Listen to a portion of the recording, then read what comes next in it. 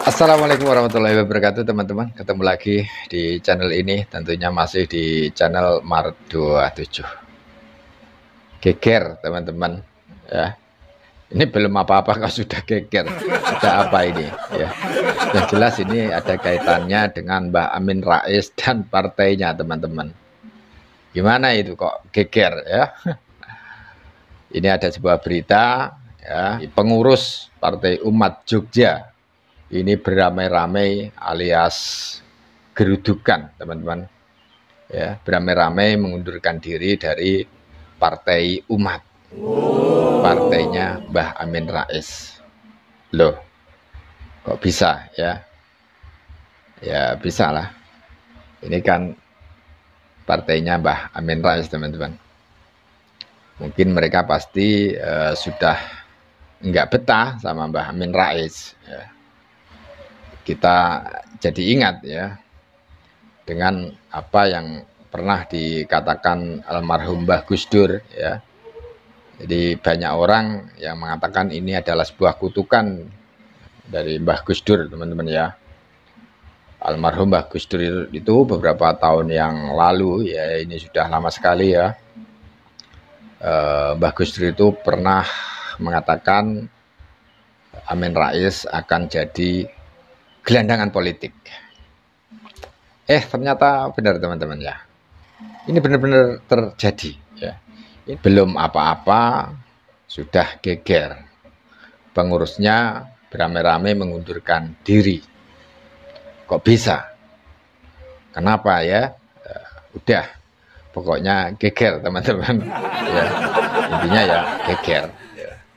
Sebab ini bukan pengunduran biasa ya teman-teman ya, karena ini bukan sekedar mundur tapi beramai-ramai membakar KTA Partai Umat. Waduh, mungkin mereka ini sudah pada capek ya mengikuti Mbah Amin ya. Mbah Gus Dur saja beliau sudah bilang Amin Rais ini akan jadi gelandangan politik. Ini kok pada ngikuti ya, jelas capek lah ya.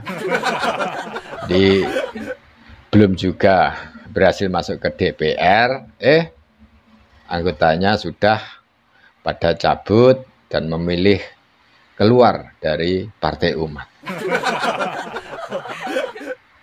Oke, kita simak dulu video yang berikut ini. Menantu Amin Rais jadi ketum, pengurus Partai Umat DIY bubarkan diri. Di bawah langit Jogja yang muram, sebuah keputusan besar menggetarkan dinding-dinding keheningan. Bagaimana tidak, pengurus Partai Umat DIY menyatakan bubar dengan aksi simbolis membuang kartu tanda anggota mereka ke tong sampah. Mereka bubar bukan karena lelah tapi karena luka. Para pengurus ini merasa diperlakukan tidak adil oleh DPP Partai Umat. Iriawan Argo Widodo, mantan sekretaris DPW, bersuara lantang.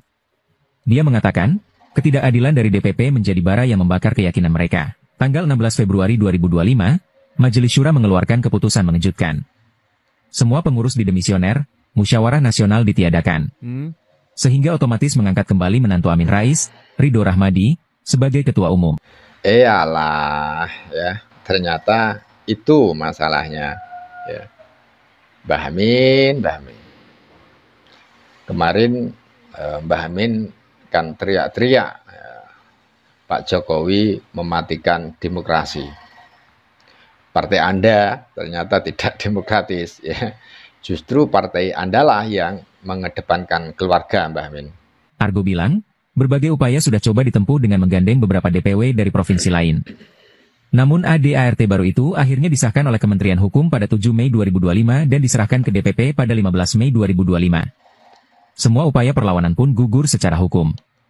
Argo menyatakan mereka sedih dan kecewa. Dahulu mereka berjuang demi keadilan, tapi ternyata keadilan itu tak pernah tumbuh di dalam rumah mereka sendiri. Sebuah perpisahan bukan selalu karena ingin pergi, tapi karena tak tahan terus bertahan dalam ketidakadilan. Seluruh keluarga Jokowi juga maaf memalukan. Gibran, bodoh dan memalukan. Kaisang sama ibunya Iriana juga agak memalukan. Menantunya di Medan, Sami Mawon. Nah, Jokowi menampakkan kebodohannya dan sekaligus ambisi butanya ketika menyatakan di berbagai forum bahwa sebagai presiden dia akan berkampanye dan memihak paslon yang ada yaitu ada anak ingusannya sebagai cawapres. Hampir semua kalangan marah dan malu pada sikap Jokowi yang sudah tidak lagi punya etik atau moral. Nuduh-nuduh katanya Pak Jokowi nyariin kerja buat anaknya Mas Gibran, ya. Pak Jokowi dituduh-tuduh nyariin kerja anaknya sampai mengubah konstitusi. Nah, ini Mbah Amin Rais ini membuat partai cuma ingin mencarikan kerja buat menantunya. Loh, piye ta iki, Mbah Amin? Mbah Amin? Ya. Sampai-sampai semua dimisioner, dipecatin. Memang lucu ini Mbah Amin ya, teman-teman ya. Tujuannya biar menantunya tetap jadi ketum partai umat. Jadi nggak benar ini Mbah Amin ya. Maka jangan salahkan jika yang ada malah partai Anda ini bubar. Makanya jangan suka menuduh dan menjelek-jelekan Pak Jokowi dan keluarganya, Mbah, ya. Jangan suka menuduh dan menjelek-jelekkan Pak Jokowi dan keluarganya, gitu loh, Mbah. Si Pak Amin, dan itu kemudian dibunyikan atas nama Partai Umat juga, sangat mengkritisi pemerintahan Jokowi, khususnya dalam hal oligarki dan dinasti. Tetapi pada saat yang bersamaan juga, tampak di depan publik bahwa Partai Umat ternyata tidak bisa meninggalkan itu. Contohnya adalah Anda, yang notabene adalah menantu Pak Amin dan kemudian ditunjuk sebagai ketua umum. Ini saya sampaikan, bisa diklarifikasi lah ke beberapa pendiri itu ya, karena ada dokumentasi juga. Itu yang mengusulkan nama saya bukan Pak Amin, tapi salah satu dari peserta forum itu, dari salah satu pendiri. Dan saya pribadi, 5 menit sebelum forum itu dimulai, tidak ada wacana nama saya.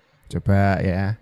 Ini ngelesnya ketua umumnya yang keluarganya Pak Amin ya, anaknya ya, menantu. Ini katanya, saya itu masuk menjadi ketua umum Partai Umat bukan karena Pak Amin loh. Karena ini dan karena itu, ini ngeles.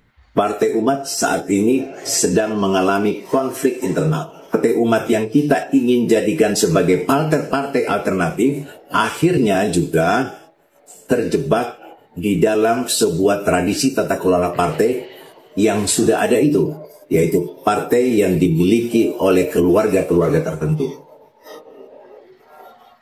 Anggaran dasar, anggaran rumah tangga partai politik sebagai pedoman tata kelola partai itu diam-diam dirubah oleh oknum tertentu dalam rangka untuk mengambil kewenangan penuh berada di tangan satu orang.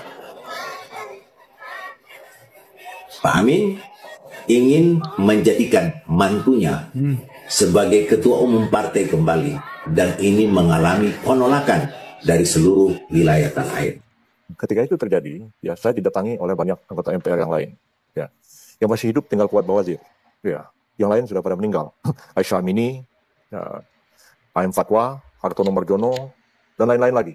Saya tuh sampai didorong-dorong ke tembok ya, supaya saya mengundurkan diri. Ya, terutama dari kelompok yang menamakan dirinya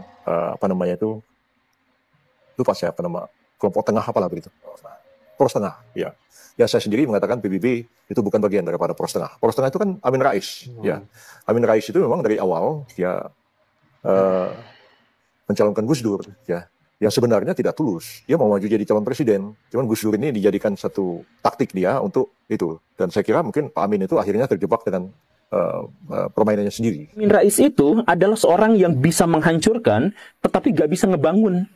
Jadi bisa menghancurkan Orde Baru yang bertahan lama sekali di Indonesia itu bisa, tapi pas dia ngebangun, dia gagal. Dia ngebangun koalisi dengan orang-orang besar pada waktu itu. Ternyata hanya sumber jagung, sebentar sekali. Dia dengan Sri Bintang Pamungkas musuhan, kemudian dengan Gus Dur dikutuk, dengan Ibu Megawati juga dijauhin, dan akhirnya beliau tuh gagal gitu dalam upaya membangun zaman baru setelah zaman lamanya dihancurkan. Jadi ini beda sama Batosai gitu. Kalau Batosai kan saya ingin membangun zaman baru bukan menghancurkan zaman lama gitu ya. Nah kalau Pak Amin Rais kebalik, saya berhasil menghancurkan zaman lama tapi nggak bisa ngebangun yang baru gitu. Ternyata Amin Rais ini memang sukanya mengguling-gulingkan orang lain dan hanya dia dan Tuhan yang tahu motivasinya. Saya khawatir bahwa jika orang ini terus-menerus eksis di dunia politik sampai sekarang, Indonesia tidak pernah akan baik-baik saja.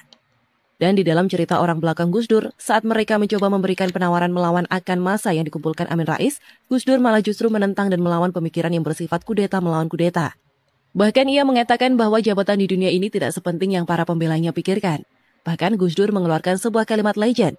Sudahlah, tenang saja. Biarkan dia bermain. Orang seperti dia akan menjadi gelandangan politik di seumur hidupnya.